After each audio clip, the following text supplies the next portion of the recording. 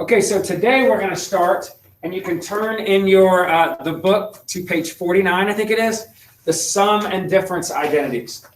Okay, the Sum and Difference Identities, most people really like these, but you got to know the identity. If you don't know the identity, which a couple of you got them confused, like I noticed there were a couple people who did this, like on the sign of, say, I think I gave you maybe an alpha minus beta. I saw some people went sine alpha cosine beta minus cosine beta sine alpha. You see what I did wrong there? I basically subtracted myself. Like sine alpha cosine beta, that's the same thing as this. So this would give me 0 every time. Don't make that mistake. And also I saw a couple of people go from negative to positive. Make sure it's think sine of the first, cosine of the second, and then cosine of the first, sine of the second. And then with sine, you always keep the negative. If it's negative, keep the positive if it's a positive. And then on a cosine, an alpha minus beta, what are you doing? Oh, cosine. Cosine of the first, cosine of the second, then sine of the first, sine of the second. And then what do you do with this? You always change it. And then on a tangent one, I'll just do the plus on this one for a change of pace. On this one, what goes in the numerator? It looks like almost like you're distributing it. So whatever that sign is going to show up in the numerator. So like tan alpha, tan beta. It's not this distributive property. It's the proof that just happened to end up looking this way. And then on the bottom, take whatever you just wrote here, tan alpha, tan beta, multiply them on the bottom. And then whatever that sign is, bring down the opposite of it, and then just subtract that from the number 1. And if it's a minus here, put a minus there and a plus there, because these signs are always opposite. So if you know these really well, then you'll be able to do the work we're doing today, I think, with, I'm not going to say relative ease, but you are literally just using the trig identities here. So here's the idea of an alpha plus beta and alpha minus beta and why we want it. Okay, now, right here, cosine of 120 minus 45. Now, what is 120 minus 45? 75? See, but it does me no good to simplify that, because if I write cosine of 75 down, I don't know 75 on my unit circle, do I? I have no idea what the cosine of 75 degrees is. However, I do know about 120 and 45, don't I? 120 and 45 are on my unit circle. So any trig value associated with those two numbers, those I can do. So what's more likely to occur is not that I start you out with that. What's likely to occur is that I'll start you out with something like cosine of 75 degrees. And you'll look at that and you'll say, I don't know what to do with that. And then you'll think, wait a minute, are there any angles on the unit circle that either add or subtract to give me 75? Now, if it were me, I probably wouldn't have picked 120 minus 45. What two things pop into your head that add or subtract that are on your unit circle that would give me 75? 45 and 30, that's what I probably would have used. But in this example, I'm just going to show you it with 120 minus 45. So think, again, it does me no good to subtract these, because then I get something I don't know how to go further with without a calculator anyway. But if I think of this as cosine of alpha minus beta, this identity is equal to what? On your quiz today, what would you have written? Cosine alpha cosine beta plus sine alpha sine beta. Well, this is like your alpha angle and your beta angle. So what I'm going to do is write cosine 120 cosine 45, and then plus sine 120 sine 45. And that is me applying my alpha minus beta identity. And now what's great is I know all about 120 and 45. So somebody tell me, at 120 degrees, which is like, there's 90, it's right there. What's the cosine value? Left a little, so negative a half. Does that make sense? I'm thinking on the unit circle, again, all of the, I'm going to have to unit circle the crud out of this stuff. At 120 degrees, that's 90, 120, 150, 180, right? I'm going to left a little. Cosine is the x movement. So left a little there would be a negative 1/2. And then I go to the 45. I go, all right, 45 degrees is like right there. What did I do to get to that point right there? Same. So positive root 2 over 2. And I throw a positive root 2 over 2 in there. And then I go back to 120, which, by the way, if you know 120 is going to show up twice, you might as well just knock out the x and the y while you're there. But what is the sign? Sign now is the y values at those coordinates, right? So what's the sign at 120? A lot, which is square root of 3 over 2. So I throw a root 3 over 2 in there. And what's the sign at this 45? Same as that, root 2 over 2. And then when I clean it up, we know how to multiply fractions, right? Multiply the numerator, and I get negative root 2 over, multiply the denominator 4. Multiply the numerator, I get root 6 over 4. And then to add these fractions, I know the denominator is 4. Can I add a root 2 and a root 6? Please don't get a root 4 out of that, whatever you do. So all this ends up giving me a negative root 2 plus a root 6. And most people would probably write it as a root 6 minus a root 2, but I don't care. Are y'all with me? And that is certainly not something I would have seen from the unit circle, nor would I have you memorize. So what we're doing, like all the identities, we learn a few identities to help us out with the really ugly ones, and we learn a few unit circle values that help us out with this. So again, if I had given you the problem, what is the cosine of 75 degrees, you could have written this as a 120, the 75, you could have rewritten it using any two angles from your unit circle that either add or subtract to give you 75.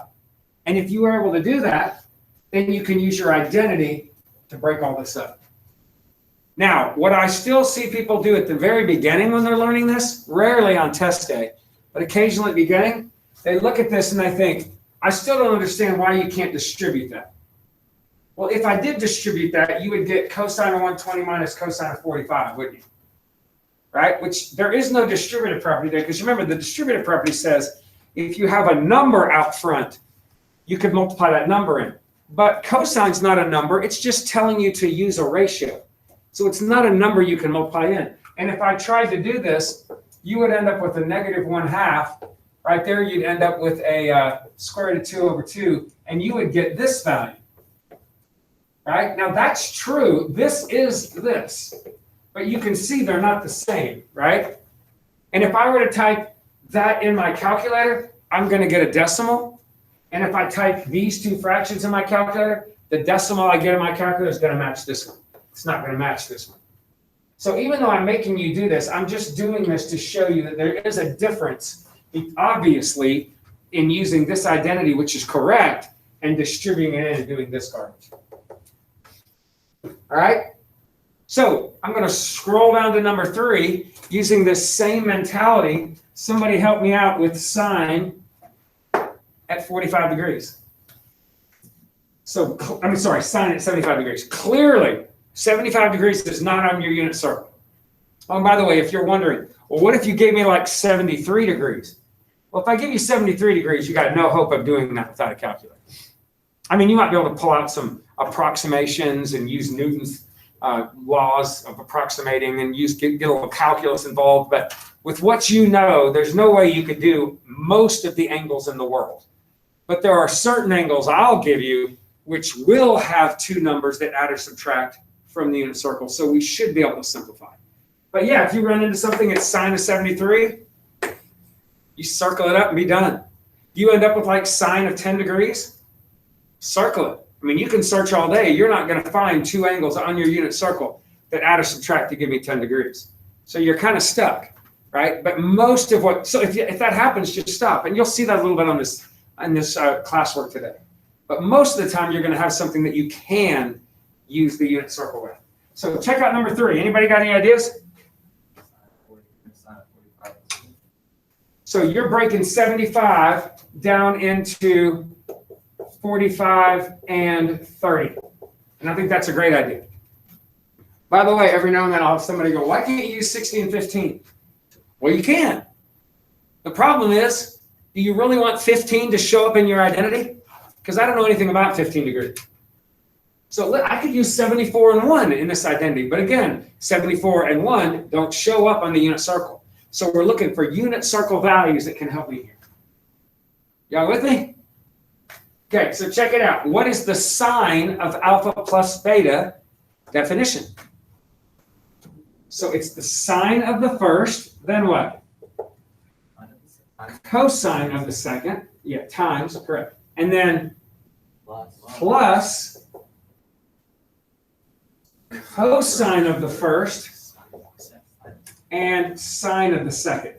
And by the way, I saw a lot of you, well, not a lot of you, only graded like 8 of them, but I saw 2 or 3 of you actually went sine of the first, cosine of the second, and then you went sine of the second, cosine of the first. That's okay. It's okay if these have a different order, as long as the sine is with that 30 and the cosine is with that 45. So if you memorize them a little different, if that helps you, no worries. But the rest of it, I mean, you can switch the order of these individual ones, but you can't like switch the order of these all the time. You got lucky on this one, but not if it was mine.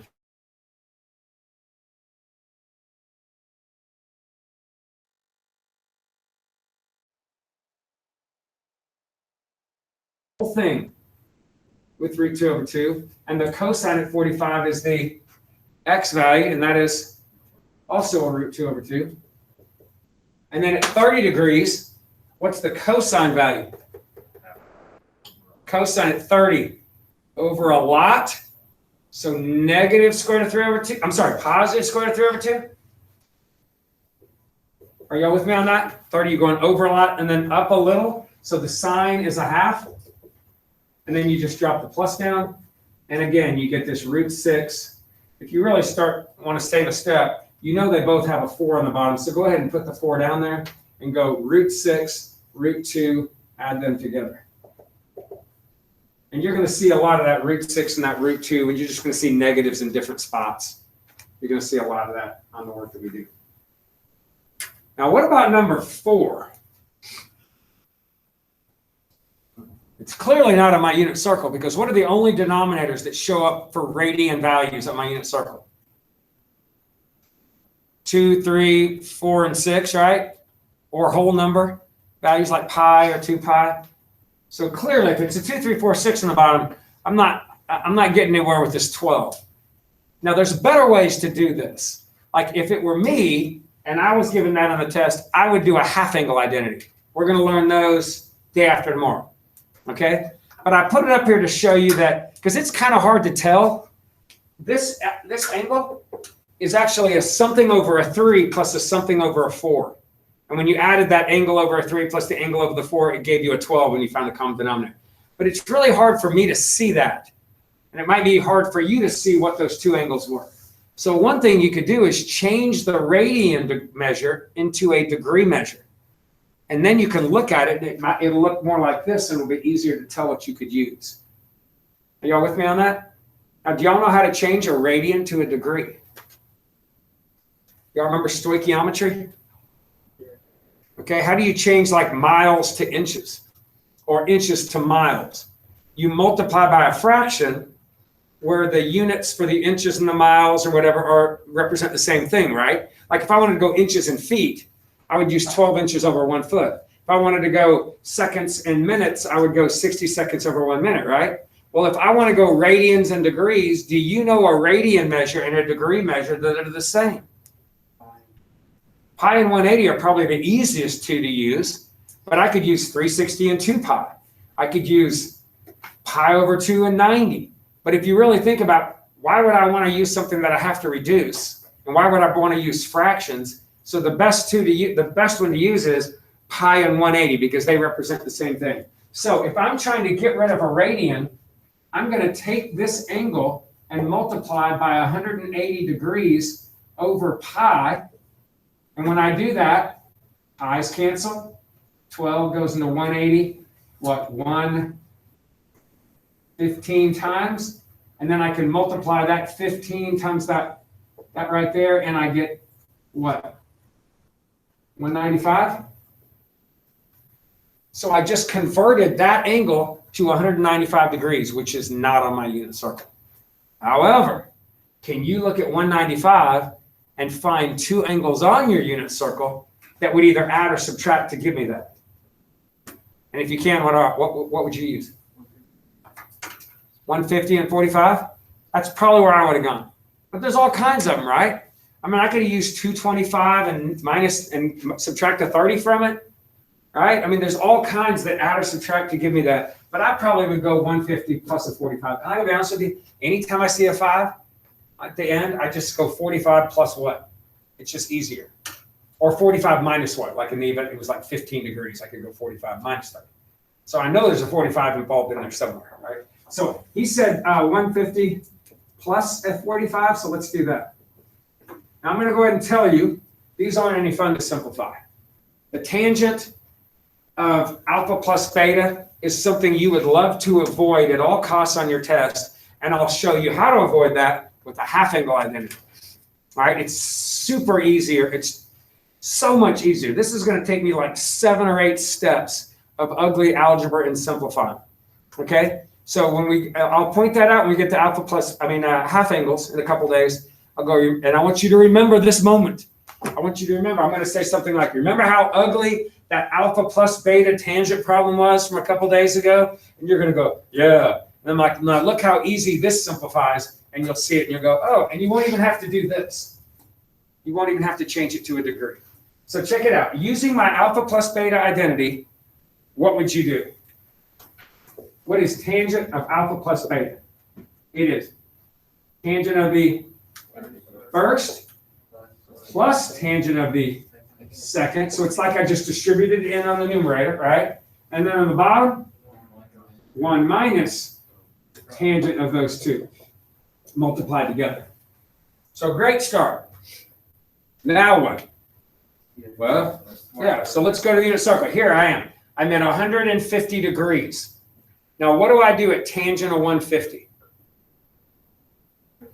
I got to do the what? The y over the x. Are you with me? So what were my coordinates right there? Or the sine over the cosine? Really, if you think about it, because that's tangent. So he's saying at 150, which is over here, the coordinate was negative square root of 3 over 2 and then up a half. So the tangent there would be what? Y over x. Now let's go ahead and figure that out before we throw it in here. What would y divided by that x give me? Yes, but the 2's would cancel, and that would give me what? 1 over negative root 3, and then what does that give me? When you rationalize negative root 3 over 3. Can I give you a hint? On all the tangent of angles. You know on the unit circle, those angles that are really close to the x-axis, like the 150 and the 30, or the 210 or the 330, all of those, root 3 over 3. Unless they're negative. Like this one had a plus minus, so it's negative. Right? And you know where tangent's positive and negative, right? It's positive in the first and third, negative in the second and the fourth. Remember that? So if you know that those small reference angles, the ones at 30 and 150, 210 and 330, they're always root 3 over 3s. And then the bigger reference angles, the ones at like 60 or 120 or 240 and 300, those are always root 3s. So the bigger ones, root 3s, smaller one, root 3 over 3s. And the ones in the middle are what? 1s, because the x's and the y's are the same. Great thing to memorize. So for me, I had that memorized. I didn't have to do all this junk. I went, oh, that's one of those smaller reference angles, like right here. That's definitely root 3 over 3. But it's in one of the tangents negative places. So I just plugged a negative root 3 over 3 in there. And since it goes there, it also goes down here. So I went ahead and just plugged it in both places. Now, what's tangent of 45? Well, those are the spots where the x and y is same, right? So you know those are going to be 1. So I just went ahead and put a 1 there and a times 1 there. Now I've got to simplify this. Now the times 1 part's pretty easy to simplify. That gives me this. Negative root 3 plus 1 over 1 plus root 3 over 3. Anybody know something you could do? I'm sure I've mentioned this before. When you have a fraction inside of a fraction, is there anything I could do right here mathematically to make this look better? Multiply what? Am I allowed to multiply this fraction by 3 over 3? Why? Because it's essentially 1, so it doesn't do anything to the value, but it changes the way it looks. So look what happens if I multiply the top by a 3. Remember how ugly that is right there? And then the bottom by a 3. I'm technically multiplying by 1, but when I distribute it in, look what gets spit out. Negative 3 plus 1, 3 plus root 3. Now, isn't that a little bit better looking than it was before? At least I don't have fractions within fractions. Now, what would I do to rationalize this? Oh, yes, sorry. My bad. Y'all see that? That times that, the 3's canceled. Now I got a negative root 3, and then 3 times 1 is 3. 3 times 1 is 3. 3 times that, 3's canceled on the bottom. Now what do I do? So I got to rationalize with the conjugate. The conjugate, you just change that middle sign. And then on the top, you just have to suffer through the foiling carefully. First, negative 3 root 3. Outside, positive 3. Inside, positive 9. Last, negative 3 root 3. And on the bottom, at least, it's a little nicer because you have a what? On a conjugate, when you FOIL it, what happens to the OI? It cancels. So all you really have to do is go first times first, and then last times last, negative 3. And we're still not done. Remember how ugly this is when I remind you, and you see how easy a half angle is. Now you go, well, this is 12. These don't cancel on the top, but I get negative what? 6 root 3 over 6. And is there anything I can do with that? I can cancel a 6 out of each part, which gives me 2 minus a root 3. And in the half angle identity, you're done in about 2 to 3 steps, as opposed to 1, 2, 3, 4, 5, 6, 7, 8 steps. Significantly easier with a half angle. And for some reason, people like these better because these work much better with sine and cosine, but they don't work better with tangent. So avoid alpha plus beta or alpha minus beta tangent problems like the plague. I usually give you a problem that you could have done with a half angle. I don't try to force your hand into this pain and suffering. Y'all with me? Okay. All right, now let me show you a little bit dirtier stuff. This is more of a math team question. Might show up at your state tournament. Will definitely show up on my test. Tell me, in your opinion, what am I giving you if I tell you the sine of a theta is 3/5? Tell me what I'm telling you about.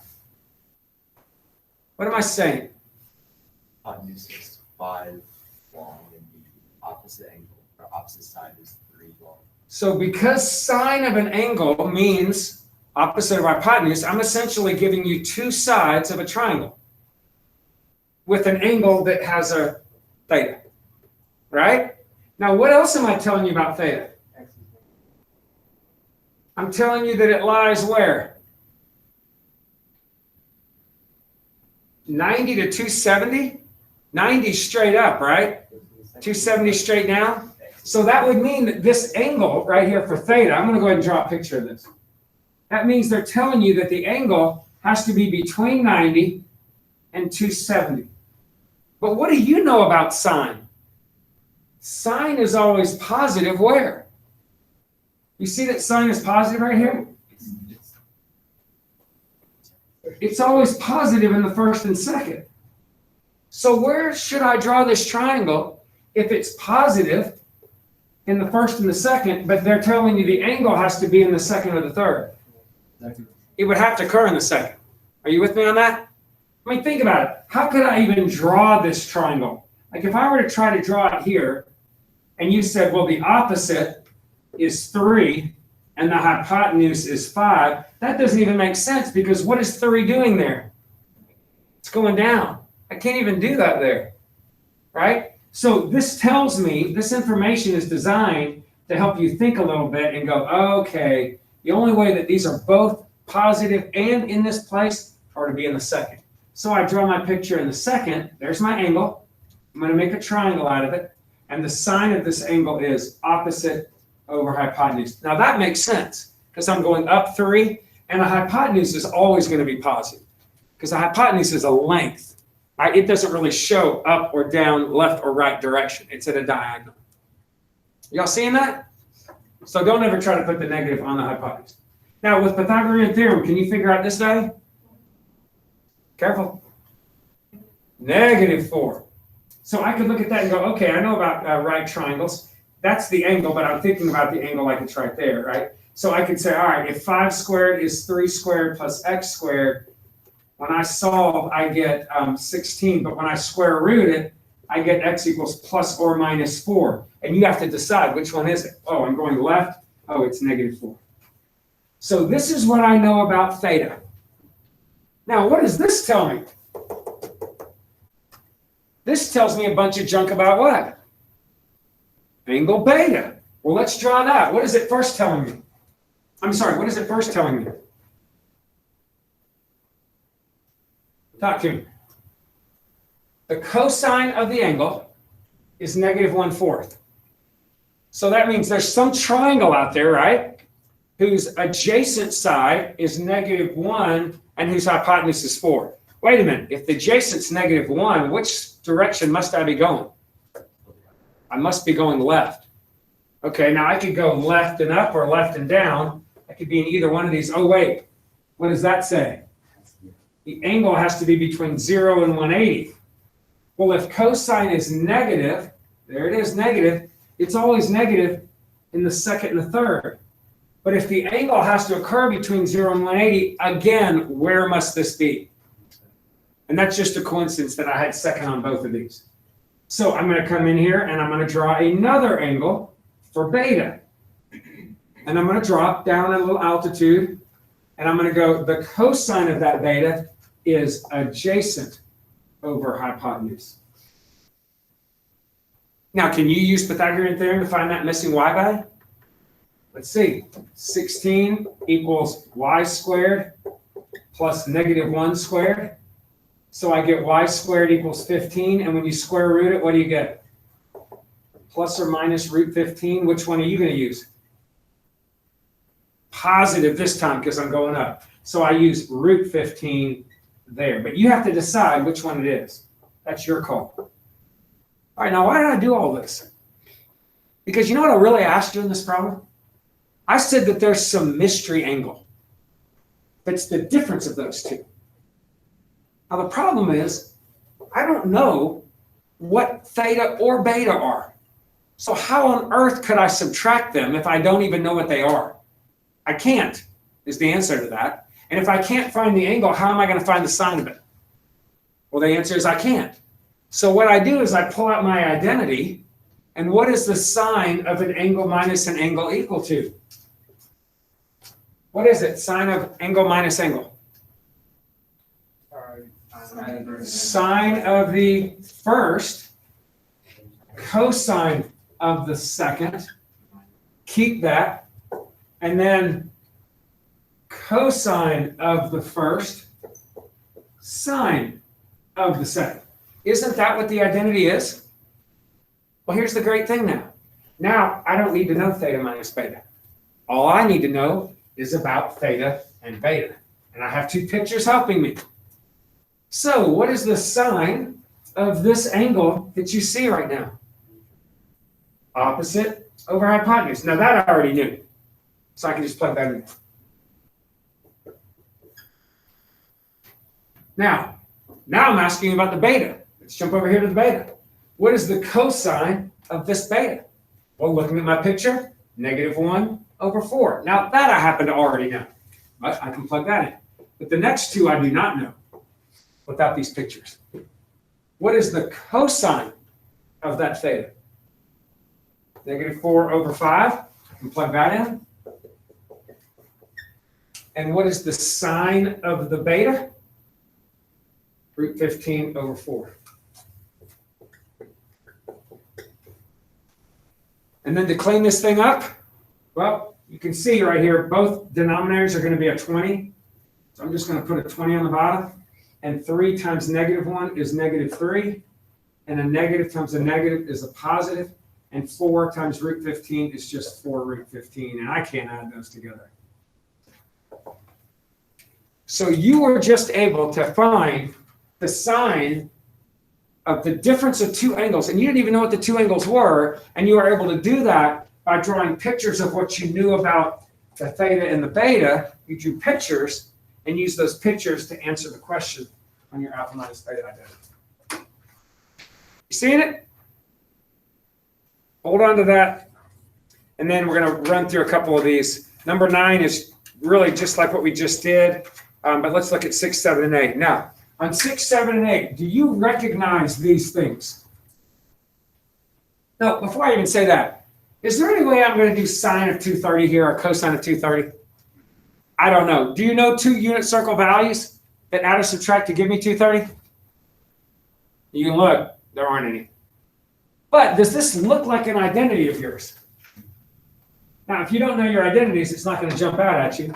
But if you do know the identities, some of you are nodding. What does the sine of angle, cosine of angle, minus cosine angle, sine of angle look like to you? That's the sine of the what? Angle minus angle. That's the sine of my alpha minus beta. So if that's the sine of the alpha minus the beta, I can bring the alpha down. That's that. And then I can bring the beta down. That's that. And then with sine, we don't change the negative and keep it negative. And that gives me sine of 200 degrees, which looks much more simple than that original one. Now, can I simplify sine of 200?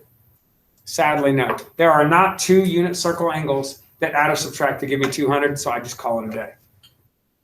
But if it had been 175, I could have done it.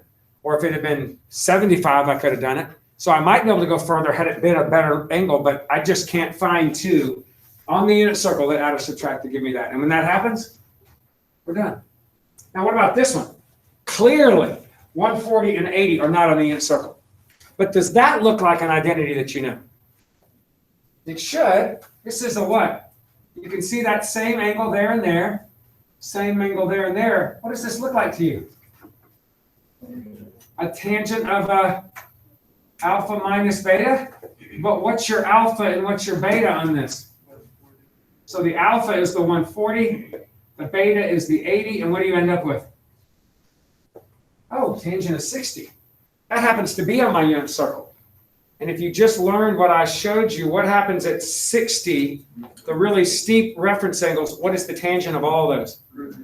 √3, as long as it's in the first or third, and -√3 if it's in the second or fourth. This is in the first, √3, and you didn't even have to put the √3/2 over the half to simplify.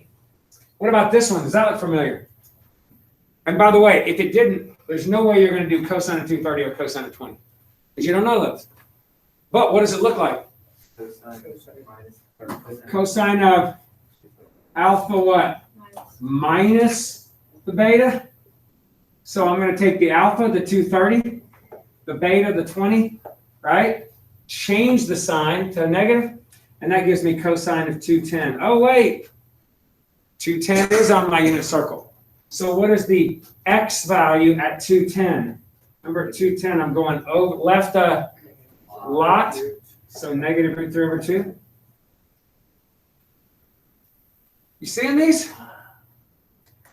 So you're going to see all kinds of these problems on your test. It's just probably different numbers.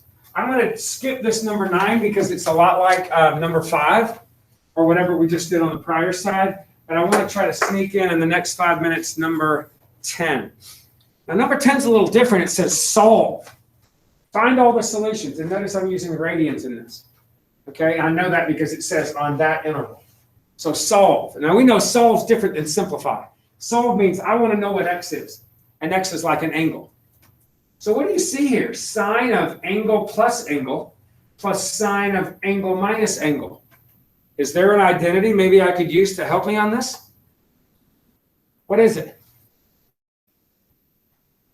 Can I simplify or rewrite this? Yeah? Yes. Okay, so what's sine of alpha plus beta? Sine of alpha cosine of beta plus cosine of alpha sine of beta. And that is this first one. Draw a big plus. Now let's go to the second one. This is sine of what? Alpha minus beta? How do I do that? Anyone? So sine of x, cosine pi over 3, but this time minus cosine x sine pi over 3. Now, when you take a glance at this, does anything simplify here? Look at this. That all cancels. By the way, this right here, that whole part was that part right here. And this was that part. But look, those cancel. Oh, while I'm at it, what's cosine of pi over 3? Remember where pi over 3 is? 2, 3, 4, 6. So this is the pi over 3. What's the cosine right there? A half. So this is 1/2 sine times sine x. I'm just going to put the 1/2 out front. Looks a little better. Plus 1/2 times sine x equals 1. But what's a half of sine x plus a half of sine x? A whole sine x? Now look at this equation and answer this question for me. What is this saying if you were to read this to me? And don't say sine x equals 1. It's saying the what? The sine of, what does this stand for? What does x stand for? An angle? The sine of what angle equals 1? Where in the unit circle is sine equal to 1? Except I can't use degrees, I'm using gradients. So pi over 2. The only place where that would be true. And this is another example of how I would use an alpha plus beta identity. Y'all seeing this, guys? Really give your, hey, tonight, spend some time, make some flashcards. Okay, unless you just dominate on this quiz, and I'll try to get them graded kind of soon. Oh, by the state tournament, I always start with a comprehensive test and start working on it. And the comprehensive test is brutal in a way I have not seen in a long time. So I've been slugging through it. There's tons of calculus on it. I really feel bad for my kids because most of my kids don't know calculus. There's been at least 3 problems in the first 20. But anyway, eventually I'll get through it, and then I'll throw a key up there for you. They might post the key even before I do, but I'll try to get solutions so you can kind of see what you did. Did y'all think you felt good about it? Did it seem similar to what you've been seeing? Okay. Well, I like our chances regardless. We got more courses than the rest of these teams. But anyway, yeah, we won't get results for about 2 weeks, she said. But we put our stuff in the mail. We'll see what they say. All right.